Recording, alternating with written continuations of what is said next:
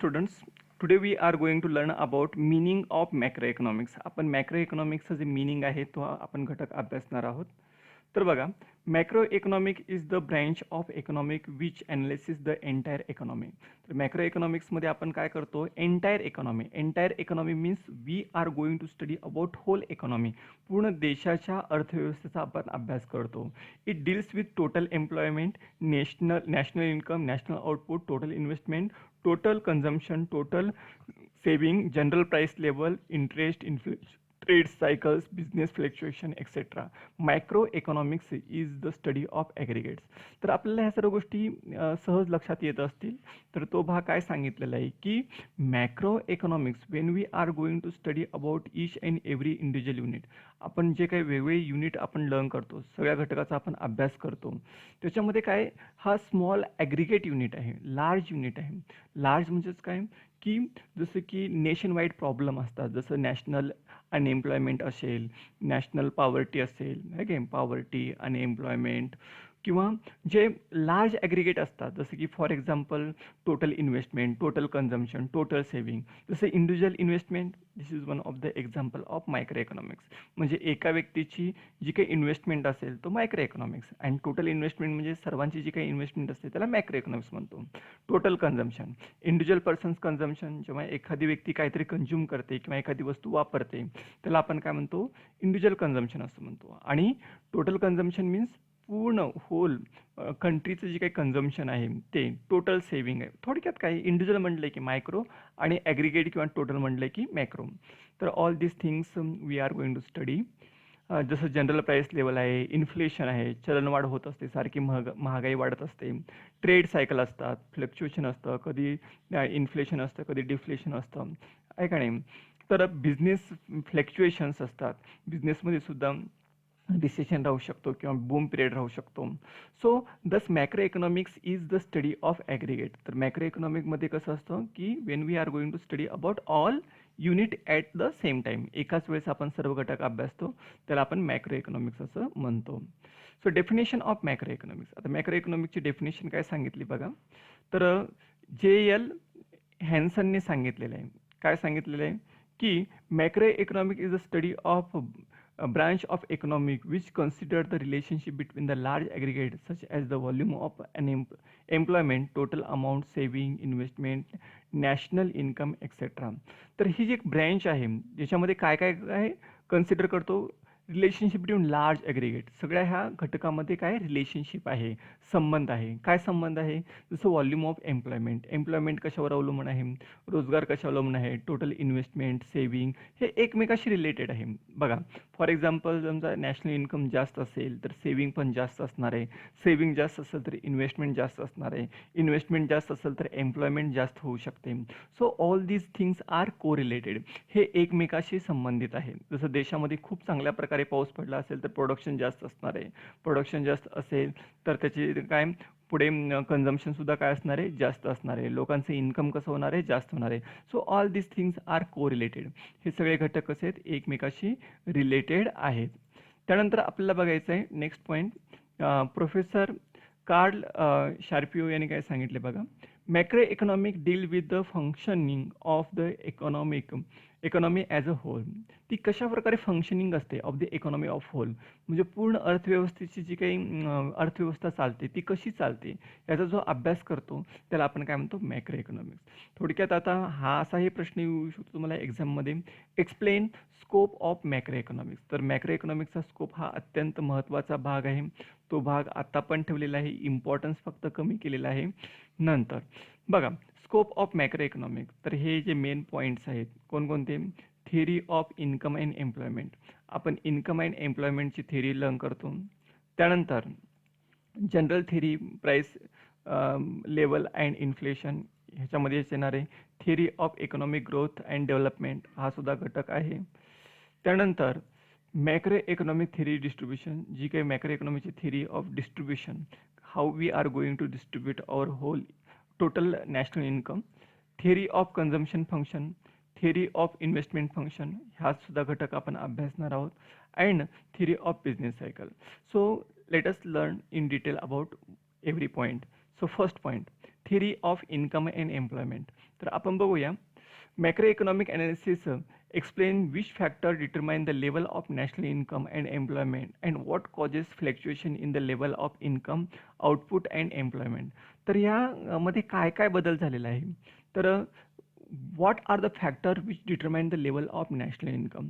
राष्ट्रीय उत्पन्न कोणकोणत्या घटकावर अवलंबून आहे हे घटक आपण इथं लर्न करणार आहोत. What are the causes fluctuation in the level of income, म्हणजे राष्ट्रीय उत्पन्न कधी वाढत असतं कधी कमी होत असतं. तर why, what are the reasons, that all things we are going to study in macro economics. Output, मग इन्कम आहे, मग त्यानुसार प्रोडक्शनमध्ये बदल होतो, एम्प्लॉयमेंटमध्ये बदल होतो. So to understand how the level of employment is determined. तर एकूण जी एम्प्लॉयमेंट आहे ती कशा प्रकारे डिटरमाइन होते ते आपण मॅक्रो इकॉनॉमिक्स ज्याद्वारे लर्न करू शकतो. We have to study consumption function and investment function. आपण काय करतो, कन्झम्पशन फंक्शन असेल, इन्व्हेस्टमेंट फंक्शन असेल ते सुद्धा लर्न करतो यामध्ये. त्याचप्रमाणे थिअरी ऑफ बिझनेस सायकल असतील, बिझनेसमध्ये सुद्धा फ्लक्च्युएशन खूप होत असतात. So this is part and parcel. Part and parcel means very very important part of macro economics. त्यानंतर लर्न करायचं आहे theory of general price level and inflation. तर macro economic analysis show how the general price level is determined and further explain what causes fluctuation in it. The study of general price level is significant on account of the problem of created by inflation and deflation. तर बघा जी general price level आहे ती सर्वसाधारण वस्तूच्या किमती ज्या ठरत असतात मार्केटमध्ये त्या दोन फोर्सेसद्वारे ठरत असतात. एक असतो तुमचा डिमांड फोर्स आणि दुसरा असतो तुमचा supply force.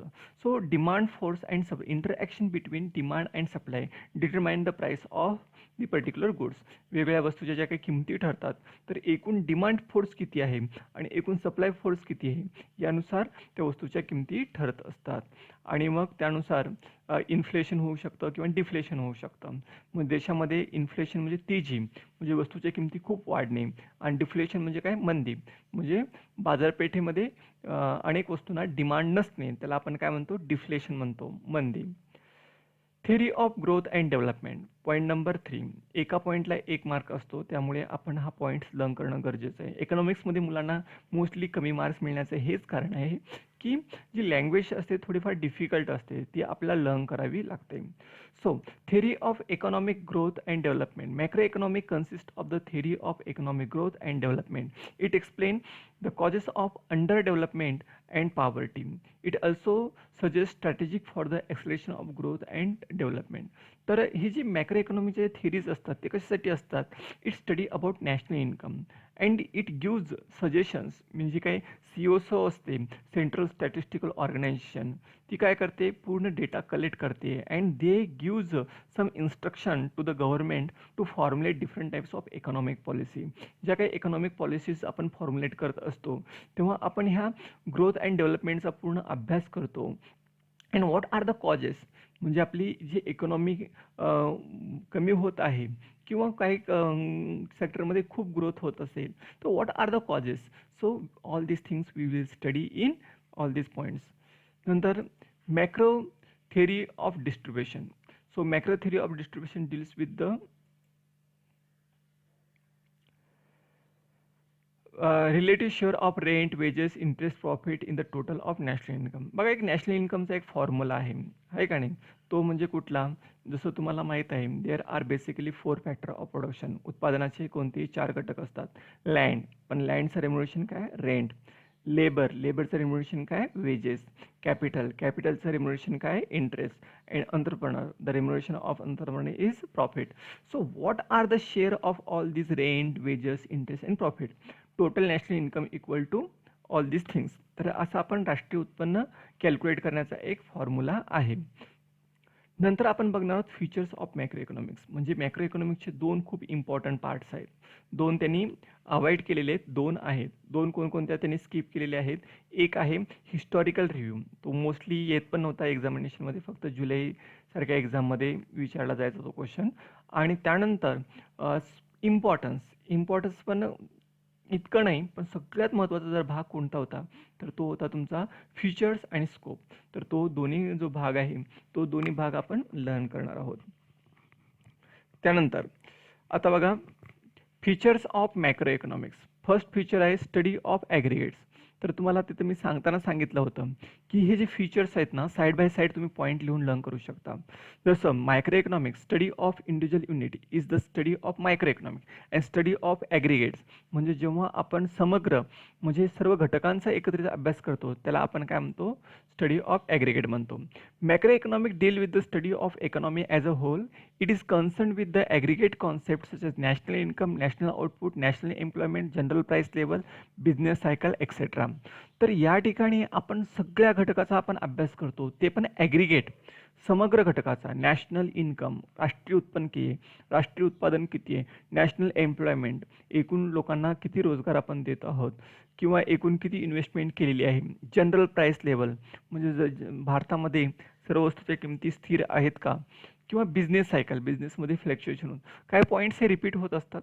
Next income theory. मी तुम्हाला आत्ता पण सांगितलं होतं मगाशी की micro economic theory is non as price theory and macro economic theory is non as a income theory.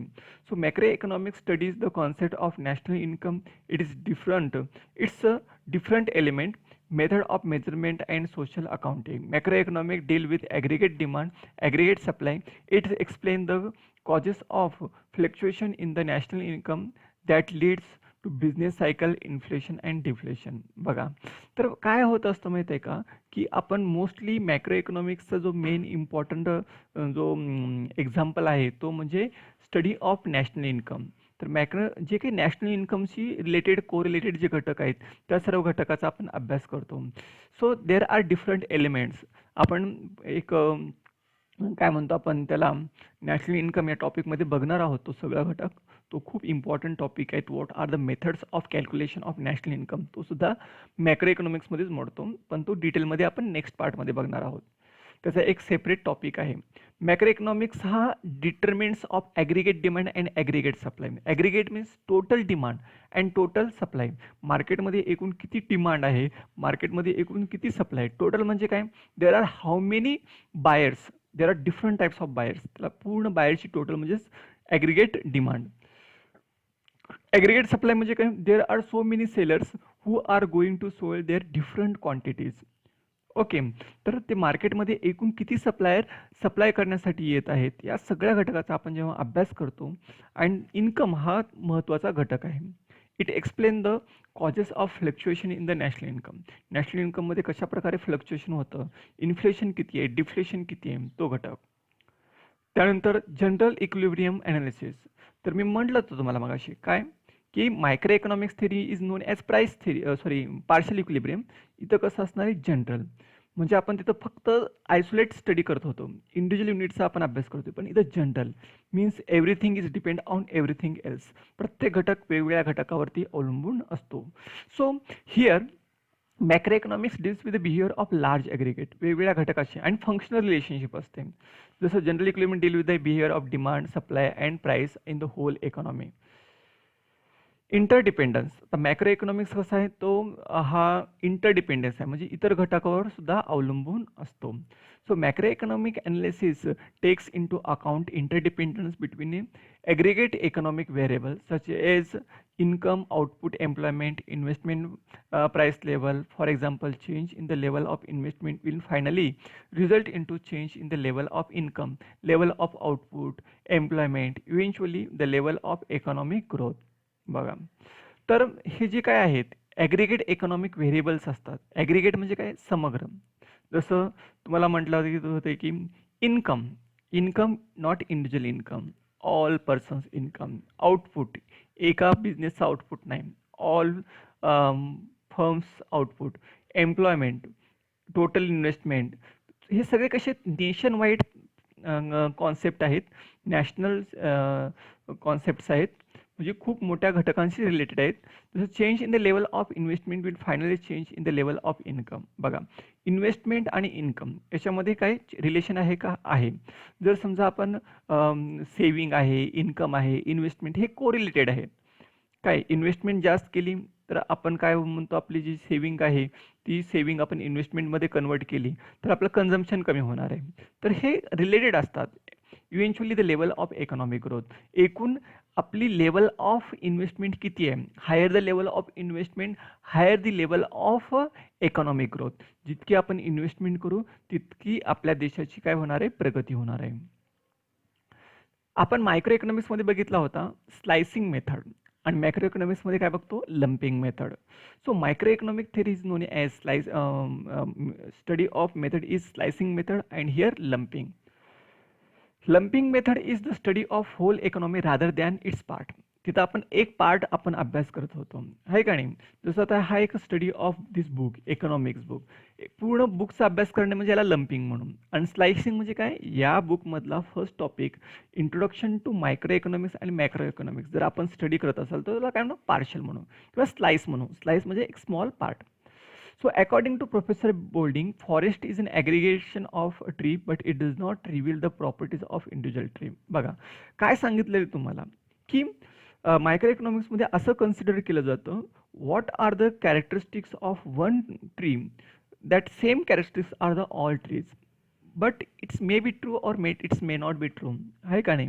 जंगलामध्ये समजा एकाच प्रकारचे झाडं असतील तर कदाचित ते लागू होऊ शकतं, पण जंगलामध्ये वेगवेगळ्या प्रकारचे व्हरायटी ऑफ ट्रीज असतील तर ते लागू होणार नाही. सो इथं काय सांगितलेलं आहे की लंपिंगमध्ये काय सांगितलेलं आहे की what are the characteristic of one tree, it may not be the same characteristic of all tree. म्हणजे एका व्यक्तीच्या बाबतीत किंवा एका झाडाच्या बाबतीत जो काही सिद्धांत नियम लागू होतो तो सर्वांच्या बाबतीत लागू होतो असं नाहीये. म्हणजे सर्वांचं जे काही कॅरेक्टरिस्टिक्स असतात ते वेगवेगळे राहू शकतात.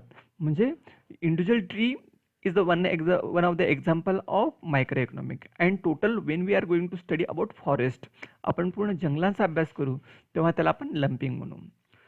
Growth model, macroeconomic deals with studies with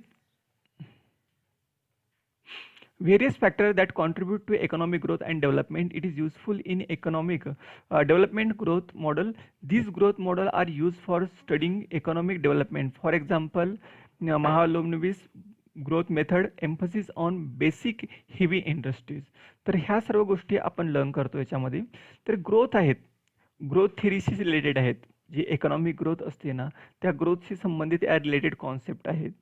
so महालनोबिसचे एक मॉडेल आहे ग्रोथ मॉडेल, आणि त्याच्यामध्ये काय म्हणतात की on basis of heavy industries, जे काही वेगवेगळ्या हेवी इंडस्ट्रीज असतात त्या इंडस्ट्रीजचा त्यांनी अभ्यास करून त्याच्यावर आधारित त्यांनी काही ग्रोथ थेरीज मांडलेल्या आहेत. त्याचा आपण अभ्यास मॅक्रो इकॉनॉमिकमध्ये करतो. जनरल प्राइस लेवल्स मी तुम्हाला अगोदर पण सांगितलेलं आहे. मायक्रो इकॉनॉमिक्समध्ये आपण काय बघितलं होतं, इंडिव्हिज्युअल प्राइस. इथं काय बघतो आपण, जनरल प्राइस, आहे का नाही.